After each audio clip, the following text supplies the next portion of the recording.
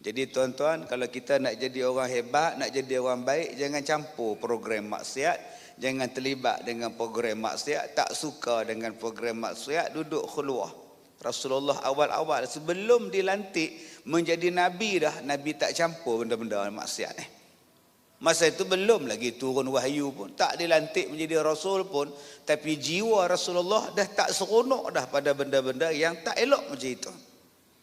Maka Rasulullah naik di atas Gua Hira. Duduk situ. Duduk tengok daripada jauh Kaabah. Daripada Gua Hira tu nampak Kaabah.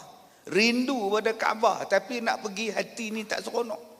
Rindu pada Kaabah tapi nak masuk tempat tu orang duk tawaf macam tu Nabi tak boleh. Duduk seminggu tuan-tuan, Rasulullah turun balik. Ambil makanan untuk barang seminggu, naik balik di atas. Begitulah rutin Rasulullah. Dan isteri Rasulullah masa itu Khadijah binti Khuwailid. Dia tak marah pun tuan-tuan. Tak ada dia kata kat Rasulullah, "Ulah abang wai rumah adanya. Yang kata duduk dalam gua tu buat apa? Aduh ular kena jengking tak pasal." Tak ada pula isteri Nabi cakap macam itu. Dah Rasulullah rasa tenang macam tu, pergilah Rasulullah.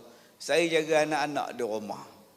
Nampak tuan-tuan, isteri Rasulullah. Sebab tu Nabi Muhammad cukup suka, cukup sayang, cukup ingat pada Khadijah. Sebab Khadijah ni tuan-tuan, Rasulullah buat apa pun dia tak pernah bantah. Dia tak pernah bantah. Sebab tu Nabi Muhammad ketika berkahwin dengan Khadijah, Nabi tak kahwin lain pun, cukup Khadijah seorang. Orang tanya pada saya, "Ustaz, bagaimana nak mengelakkan suami saya kahwin lain?" Akak kena jadi Khadijah. Masalah nama saya Fatimah Ustaz. Bukan suruh pergi angkat sumpah pula jadi Khadijah, bukan. Perangai tu kena jadi macam Khadijah.